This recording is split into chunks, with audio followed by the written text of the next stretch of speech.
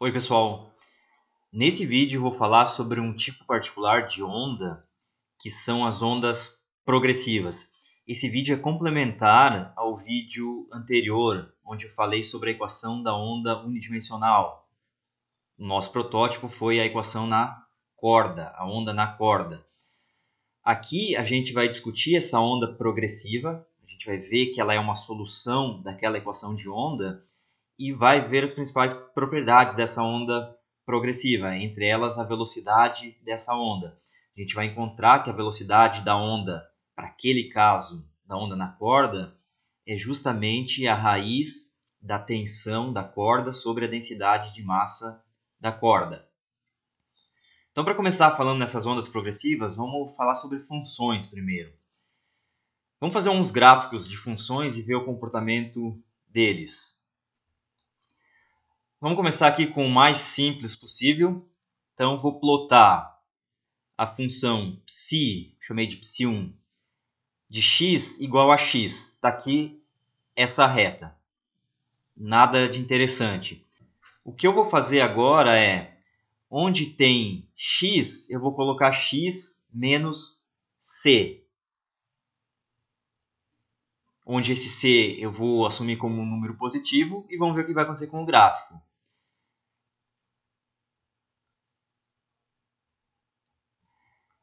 Eu posso variar esse c, eu escolhi ele variando de 0 até um certo valor.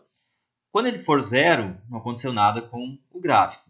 E aí, se eu variar o c, olhem o que vai acontecer com o gráfico. Ele se desloca.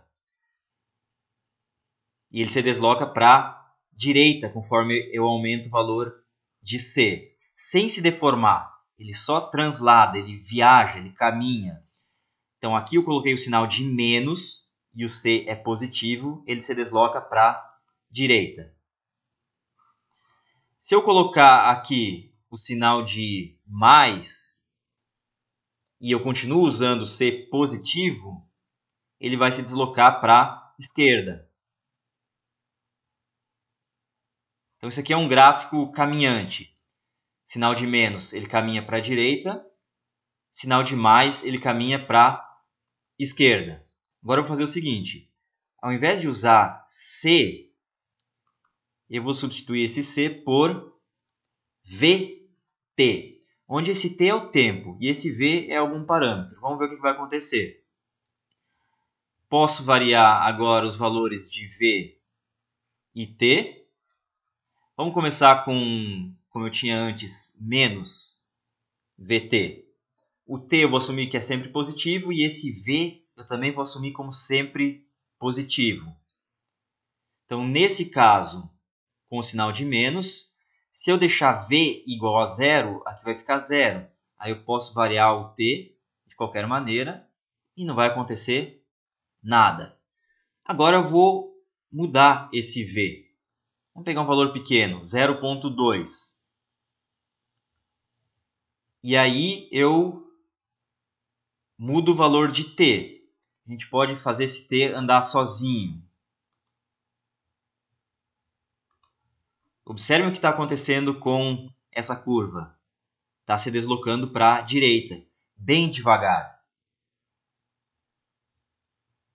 Então ela ganhou uma velocidade para a direita, mas é uma velocidade muito lenta. Então por isso que eu usei a letra V aqui. Está associado à velocidade. Vamos aumentar essa velocidade. Vamos colocar o máximo possível, que eu escolhi como sendo 2. E vamos ver se esse gráfico de fato se desloca mais rapidamente. Então, vou fazer o T andar sozinho. Olhem como agora está se deslocando rapidamente. Para a direita.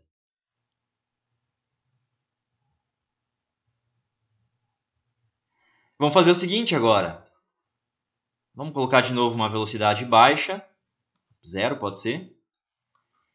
E ao invés de menos Vt, vamos colocar mais Vt. Se a velocidade for 0, o V, obviamente não vai acontecer nada quando eu mudo o T. A curva não se mexe. Vou colocar uma velocidade baixa. e vamos ver se ela vai andar e para onde que ela vai andar. Então vamos fazer o tempo correr. O tempo está correndo. Observem como ela está se deslocando para a esquerda, lentamente. Vamos aumentar essa velocidade, colocar o máximo e ligar o tempo. Vai para a esquerda rapidamente, maior a velocidade. Sempre sem se deformar. Ok, vamos pegar outra curva agora, um pouquinho mais complicada que essa. Vou pegar essa curva aqui. 5 vezes exponencial elevada a menos x². Do jeito que ela está aqui, é exatamente essa curva aqui. Não está acontecendo nada de interessante. Vamos fazer o que a gente fez antes. Onde tem x, eu vou substituir por x menos vt ou x mais vt. Então aqui tem que ter um pouquinho de cuidado. Vamos colocar um parênteses aqui. E onde tem x, eu tirei o x e coloquei x menos vt.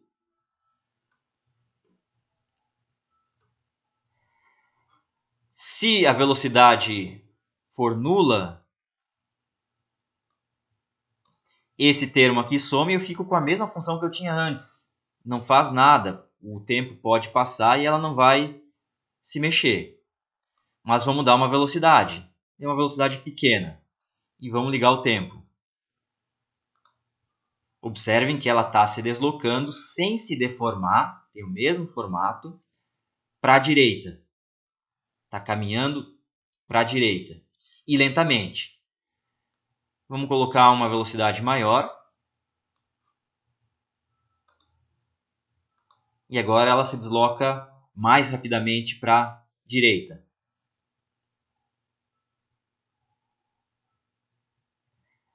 Se eu quiser fazer ela andar para a esquerda, é só trocar esse sinal aqui. Eu tenho x menos vt e agora eu coloco x mais vt.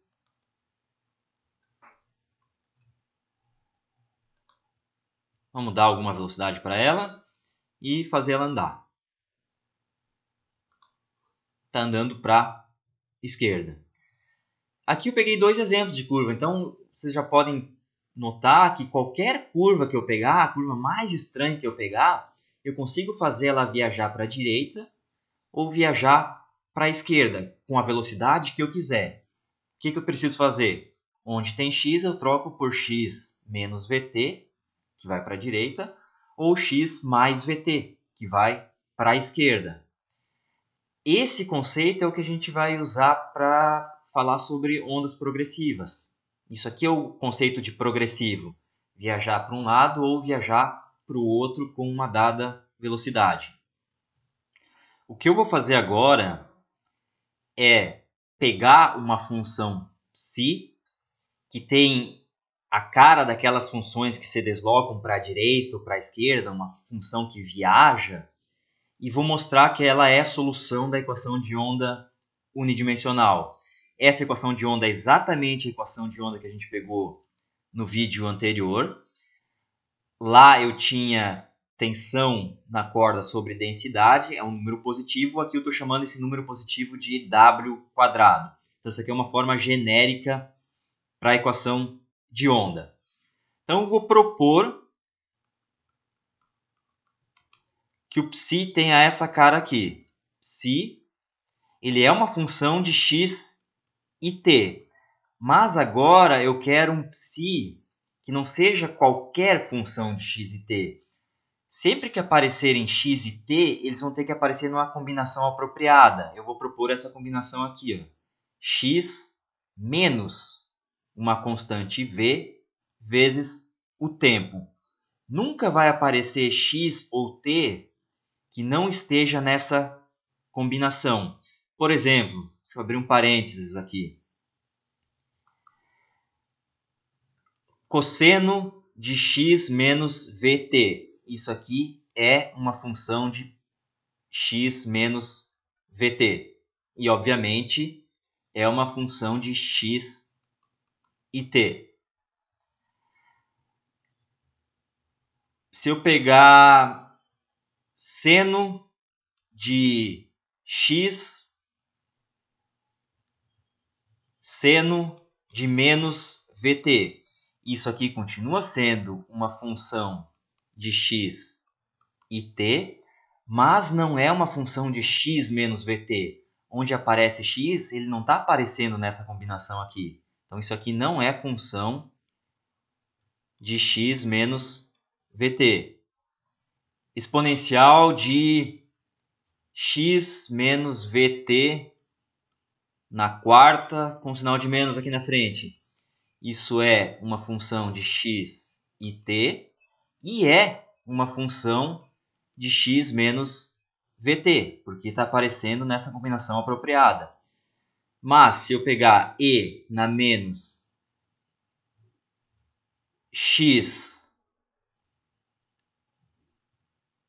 menos 2vt na quarta, isso continua sendo psi de x e t, mas não é uma função de x menos vt. Não está aparecendo a combinação x menos vt, está aparecendo x menos 2vt. Então, espero que tenha ficado claro. Eu vou pegar esse psi com essa cara. Para simplificar a nossa vida, vamos fazer assim, psi de u, onde u eu vou definir como x menos vt. Vou pegar esse psi e mostrar que ele é solução dessa equação diferencial aqui. Essa aqui é uma equação diferencial um pouco mais complicada que aquela do oscilador harmônico. Essa aqui envolve duas variáveis, o tempo e o x, além da variável que eu estou interessado em resolver, que é o psi. Naquela do oscilador harmônico só aparecia tempo. Então, essa aqui é chamada de equação diferencial parcial. Parecem derivadas parciais. Então, vou pegar esse psi, quero mostrar que ele é a solução aqui. Basta derivar duas vezes em relação ao tempo, derivar duas vezes em relação à posição, jogar aqui e verificar que a equação é satisfeita. Vamos começar com a posição. Del psi, del x. Vou usar a regra da cadeia. O psi é função de u e u é função de x. Isso é del psi, del u, que é igual a d psi du, só tem a variável u. Del u, del x. Vamos colocar a definição de u aqui. X menos vt. Então, del u, del x é 1. Derivada disso aqui em relação a x, dá 1. Então, isso aqui deu del psi, del u. Se eu derivar mais uma vez, del 2 psi, del x2, isso aqui é del x de del psi, del x. E esse del x eu uso a regra da cadeia de novo. Isso aqui é igual, só esse termo aqui, del u, del x, del u. E aí eu derivo esse parênteses. E esse parênteses eu já calculei, é del u, del psi, del u.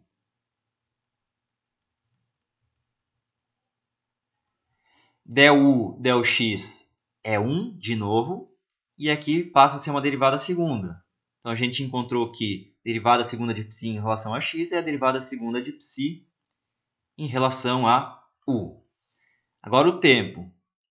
Del psi, del t. Regra da cadeia de novo. É del psi, del u,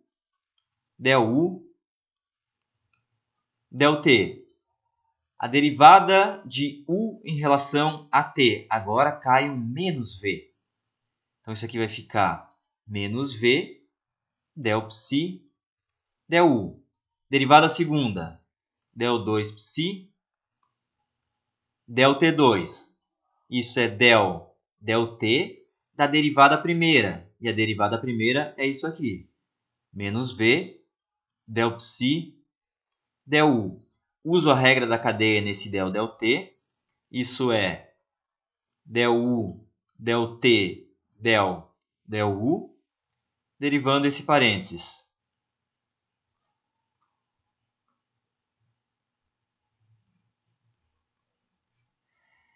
Esse del u vai aqui para dentro, o v é constante, o v pode sair para fora, então vai ficar... E esse del t é menos v, então vai ficar menos v vezes menos v, vai dar v ao quadrado, vezes a derivada segunda de psi em relação a u.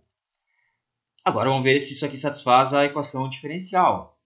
A equação diferencial, del 2 psi, del t2. Quem é del 2 psi, del t2? Está aqui. Então, na equação diferencial, fiquei com v quadrado, del 2 psi, del u2, igual. Aí, do outro lado, eu tenho w quadrado, del 2 psi, del x2. Quem é del 2 psi, del x2? Está aqui, del 2 psi, del u2. W quadrado, del 2 psi, del u2. Essa equação é verdadeira? Está sendo satisfeita? Ela está sendo satisfeita desde que v quadrado igual a w quadrado. Ou seja, a velocidade ao quadrado dessa função psi que se desloca para frente ou para trás, nesse caso em particular eu peguei a função que se desloca para a direita, para frente, ela é exatamente esse w quadrado que aparece aqui. Então, em termos de magnitude, lembra que eu estou assumindo que esse v é positivo. Então, a velocidade v é igual a raiz desse w quadrado, ou ainda módulo de w. No caso da onda na corda, o w ao quadrado, esse termo aqui era t, tensão, sobre mi, densidade, é tudo positivo. Então, a gente encontrou a velocidade da onda na corda. Velocidade da onda na corda, raiz da tensão da corda sobre a densidade da corda. Eu fiz isso aqui para uma onda, para uma função que viaja para frente. Qualquer função cujo argumento tem essa combinação. Fica para vocês verificarem que psi de x mais vt, uma função que viaja para trás com velocidade v, também é solução da equação de onda.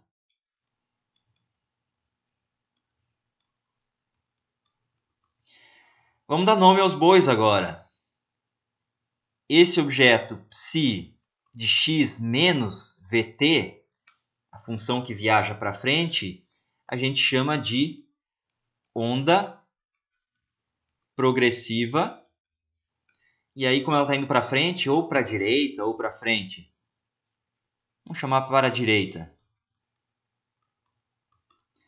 Já psi de x mais vt é uma onda progressiva para a esquerda.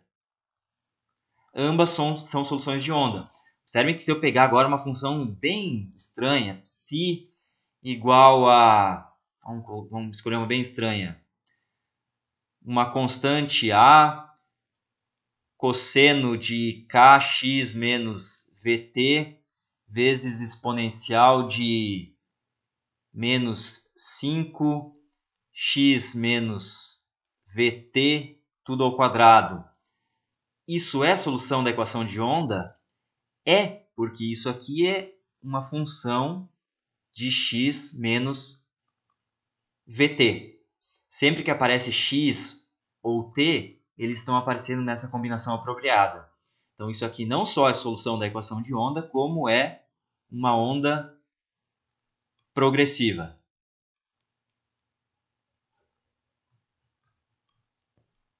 Nesse caso, é uma onda progressiva para a direita. Se eu trocasse os dois sinais aqui, ia ser uma onda progressiva para a esquerda. Vocês podem mostrar também que a soma ou a combinação linear ψ igual a uma constante vezes ψ1 de x menos vt mais outra constante vezes ψ2 de x mais vt também é a solução da equação de onda. No entanto, isso aqui já não é mais uma onda progressiva, para frente e para a esquerda, porque aqui nessa função vai aparecer termos que é a combinação de x menos vt e termos que é a combinação de x mais vt. Para ser progressiva, tem que aparecer só x menos vt ou só x mais vt. Vão aparecer ondas desse tipo mais para frente, a gente vai discutir elas com calma. Então, por enquanto, a gente vai falar só sobre essas ondas progressivas, para frente ou para trás. Nesse exemplo, a gente tem uma corda não homogênea, ou seja, a densidade dela é variável, comprimento da corda L e a tensão T. A densidade dessa corda é uma função de x. Quanto maior o x, maior a densidade. É uma constante μ0 vezes x sobre L. L é o comprimento constante. A gente gera uma onda, um pulso de onda em um dos extremos da corda e ele vai viajar na forma de uma onda progressiva para a direita.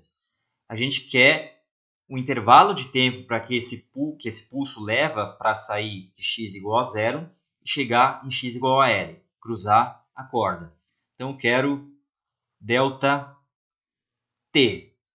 Como eu posso calcular esse ΔT? Será que eu posso pegar o comprimento L e simplesmente dividir pela velocidade? Isso vai me dar um intervalo de tempo, ΔT? Eu posso fazer isso se a velocidade for constante. Será que a velocidade nesse caso é constante? Vamos verificar. Eu sei que V, velocidade da onda na corda, é raiz de T sobre μ. Ou seja, o T é dado e a densidade é uma função de x. Então, coloco esse μ aqui, vai ficar μ0 x sobre L. Então, L vai aqui para cima. Ou seja, a velocidade é função de x, é variável ao longo da corda. Aqui no começo, a velocidade é muito alta, o limite dela diverge. Mas conforme eu me afasto, vou na direção x positivo, esse x aqui está aumentando, a velocidade está ficando cada vez mais lenta. Óbvio que isso aqui é uma idealização, né? Estou dizendo aqui que essa corda, conforme eu vou na direção do zero, tendendo a zero, ela está ficando cada vez menos densa. Em zero a densidade é nula. A densidade nula é sem corda, então isso aqui é uma idealização. Então a velocidade é variável, eu não posso simplesmente pegar o comprimento e dividir pela velocidade. Como que eu faço isso? O que eu posso fazer? Bom, eu vou fazer assim então. Eu vou pegar um pedacinho dessa corda. Esse pedacinho aqui. Vou pegar um pedacinho bem pequeno, dx, infinitesimal. Aqui eu estou exagerando. Eu não sei calcular esse ΔT diretamente, mas eu sei calcular esse dt, o intervalo de tempo que leva para o pulso cruzar esse pedacinho infinitesimal. Nesse pedacinho a velocidade não varia, ela é constante, porque o pedacinho tende a zero, o comprimento dele. Então, esse intervalo de tempo, que é muito pequeno, é o comprimento do pedacinho dividido pela velocidade. Qual velocidade? A velocidade na posição x, que é a posição desse pedacinho aqui, v de x. Ou seja, essa velocidade que está aqui. Então, pegar esse dx e dividir por essa velocidade vai ficar raiz de μ0 sobre t vezes L, raiz de x vezes dx. Intervalo de tempo total. Bom, se esse é o intervalo de tempo gasto nesse pedacinho, se eu somar sobre todos os pedacinhos, todos os intervalos infinitesimais de tempo que eu gastei, eu vou ter o ΔT. E fazer essa soma corresponde a fazer uma integral. Então, ΔT é a integral de dt, ou seja, integral, esse termo aqui é constante, raiz de x dx. Tenho que cobrir todos os pedacinhos da corda, então essa integral em x vai de 0 até L. Integral de raiz de x é x na 1 meio. Isso vai me dar x na 3 meios sobre 3 meios. Então vai ficar 2 terços de x na 3 meios, aplicado entre 0 e L, e ainda tem essa constante aqui, né? μ0 sobre t vezes L. Ou seja, 2 terços. Aqui vai ficar L na 3 meios. Então, isso vai me dar a raiz de L ao cubo, esse termo aqui. Aí eu tenho μ0 sobre TL. Ou seja, resposta final, 2 terços, raiz, μ0, L ao quadrado sobre a tensão. Vamos ver se faz sentido a resposta, né? Observe que ela depende do comprimento. Posso até tirar esse L quadrado da raiz. 2 terços, raiz de μ0 sobre t, vezes L. Notem que depende do comprimento proporcional. Quanto maior o comprimento, maior vai ser o intervalo de tempo. Faz sentido. E quanto menor a densidade de massa, menor o intervalo de tempo. Também faz sentido. Quanto menor a densidade de massa, maior vai ser essa velocidade. Quanto maior a tensão na corda, também menor vai ser o intervalo de tempo. Maior vai ser a velocidade. A gente pode conferir também se a dimensão está correta. Aqui eu tenho comprimento vezes essa raiz. Essa raiz é 1 sobre raiz de t sobre μ0. Ou seja, 1 sobre velocidade. Então ficou comprimento sobre velocidade, que dá tempo. Faz sentido. Notem também que se a corda fosse homogênea, com densidade μ0, o intervalo de tempo que a gente pegaria seria o comprimento sobre a velocidade, raiz de t sobre μ0, ou seja, raiz de μ0 sobre t vezes o comprimento. Então, esse é o resultado que a gente pegou para a corda não homogênea, com aquela densidade, é menor que esse resultado que a gente pegaria para a corda homogênea com densidade μ0. Por que o intervalo de tempo ficou menor? Bom, porque nessa corda aqui, em algumas regiões, a densidade é muito pequena, é menor que μ0. A densidade está aqui. Ó. Quando x, na verdade, para toda a corda, o x menor que L, a densidade é menor que μ0. Então, a velocidade vai ser maior que essa velocidade aqui. Então, ela sempre está mais rápida. A onda na corda sempre está mais rápida nessa corda do que nessa corda homogênea. O intervalo de tempo foi 2 terços, 1 terço menor. Nesse vídeo é isso, então, pessoal. No próximo vídeo, a gente continua falando de ondas progressivas, mas aí a gente vai falar sobre um tipo particular de onda progressiva, que são as ondas harmônicas. Então, até lá!